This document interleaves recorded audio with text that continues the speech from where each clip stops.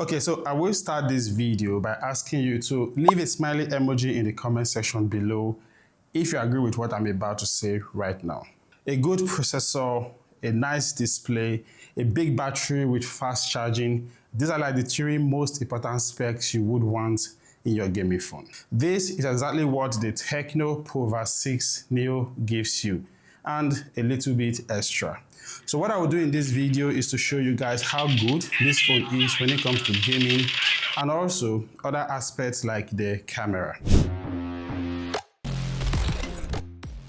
I will start with the design of this phone. Mainly looking at it, it gives off these gaming vibes. It's a special design that Tecno calls the dynamic tech design, and it looks quite impressive. It is built with plastic as you would expect of a phone at this price point, but it feels quite sturdy and very strong.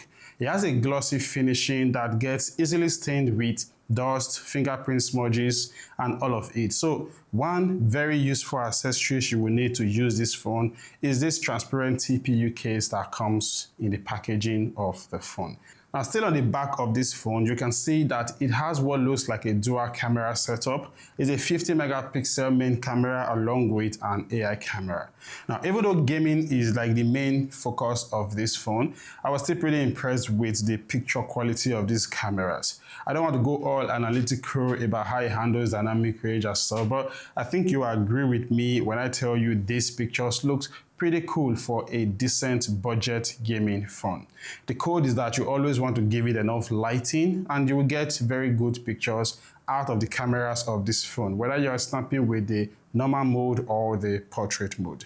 The camera also can shoot videos up to 2K video quality, and this is how it looks. The quality is, I think, very good.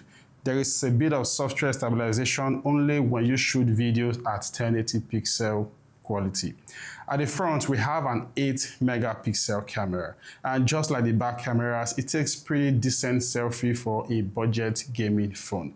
Like the selfies you are looking at right now, you will agree with me that you can't really complain about the qualities of these selfies because, like I said, this phone is not a camera phone. Now, when it comes to videos, you can also shoot at 2K 30 frames per second with a front-facing camera, and this is how the video looks like. What do you think about the quality of these videos? Well, let me know in the comment section below. Now let's take a tour of the circumference of this phone. On the right side, you would find the volume rocker buttons and the lock button that also serves as the fingerprint sensor. It is quite fast and responsive when I tested it out. Under the phone, you will find one of the two stereo speakers that this phone comes with. It is equipped with Dolby Atmos, so that means you get really good audio quality.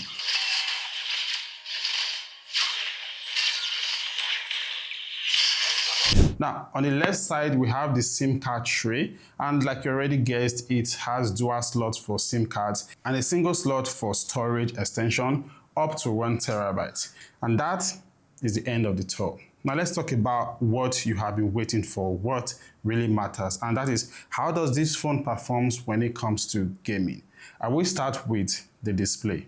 A 1080 pixel screen resolution with a 120 Hz refresh rate at this price point is almost like a steal, but that is what the 6.78 inches IPS LCD screen on this phone actually gives you. So whenever you are set to game with this phone, trust me, you're going to have very nice looking graphics, smooth and immersive visuals, and fast game control response time, all of which are very crucial when it comes to having a nice gaming experience. The display also includes a circular cutout at the front, obviously for the front-facing camera, and it's quite small, obviously to reduce the intrusion when you're watching video content on this phone. Outdoor, the screen brightness is also fair. It can go up to 500 nits, so it is averagely usable under direct sunlight. There is no protection for this display, and considering that it's a gaming phone that you always have your hands on the phone every single time, I would have really wanted it to have a bit of scratch protection. Now, something else you're going to notice when you hold this phone is that it is quite heavier than the regular mid-range phones that you are used to. It weighs about 225 grams, and that is down to the fact that it comes with a massive 7000 mAh battery. Now, if you're a gamer, you will not mind the extra weight of this phone. because with this battery capacity, you are definitely sure of extended game time. Now, I got some questions from my YouTube community friends about the battery of this phone, so I'm going to take time to respond to some of those questions. The first is, how long will it take to drain the battery of this phone from 100% to 0%? The answer to that question isn't straightforward. It always depends on your usage. If you're using this phone for, let's say, regular making of calls, light gaming, social media browsing, and stuff like that, this phone can last you way more than 2 days. But if you engage in non-stop gaming, like you are a staunch, almost addictive gamer, then definitely you can game with this phone for 9 hours non-stop, which is very impressive, but I must also say very unhealthy. Yeah, then I also did a 1 hour drain test by playing my favorite game, though I'm not much of a gamer, which is Asphalt 9, and I lost just about 9% battery power, which is also impressive. And lastly, someone also asked, how long does it take to charge this battery from 0 to 100%?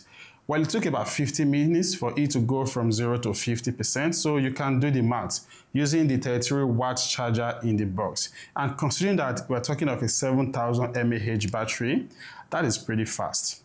Now let's talk about the processor, because for me, it's like the best part of this phone.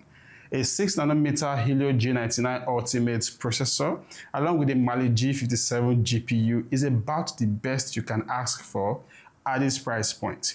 Now, apart from it being energy efficient, it's also very efficient when it comes to playing all your high graphics demanding games and titles. For example, Call of Duty Mobile played at medium graphics and high frame rate. For Mobile Legends, it played at ultra graphics and super frame rate. So trust me, when it comes to gaming, you can't go wrong with the processor that this phone packs. Unfortunately, it is the same processor we have with the Itel RS4, which is a little bit more budget friendly. So if you're not getting this, you can also decide to get that. And to even improve your gaming experience even more, there is a dedicated game mode in special functions that you really should use when you want to launch any of the games I just mentioned or any other favorite game that you want to play with this phone. Now, I had some friends come over to test these games I just mentioned on this phone. So please kindly subscribe to the channel for more encouragement. Thank you. Now, for those of you who asked about the Geekbench scores, well, here it is, and also the wildlife test scores. Pretty impressive figures, you would agree with me. Now, my unit right here comes with a 128 gig storage and 8 gigs of RAM that can extend up to 16 gigabytes for smoother performance and better multitasking. It costs about 225,000 Naira or $150, but there's also the 256 gig storage version that has 12 gigabyte expandable RAM, but it costs around $170. I'm also glad about something, and that's the fact that this phone comes with Android 14 out of the box with iOS version 14. There is no information as to whether we'll be getting any further Android update, but really it will not be out of place to expect it, considering the fact that Android 15 is just around the corner. So there is it. You would agree with me that the Tecno Pova 6 Neo is indeed a very good budget gaming phone. It comes with a very nice design, a very good display, top-notch processor, and a massive battery that can take you for very long gaming hours. All of these a little under $150. Really, what more can you ask of from a budget gaming phone? So please, if you love this review, kindly like this video to help us with the whole YouTube algorithm issues. And of course, also subscribe to the channel if you haven't done so already. I mentioned the Itel RS4 as another budget gaming phone you can choose to get. So right here is the review since I've already done it. So just click on it and I'll see you over there. T for thanks.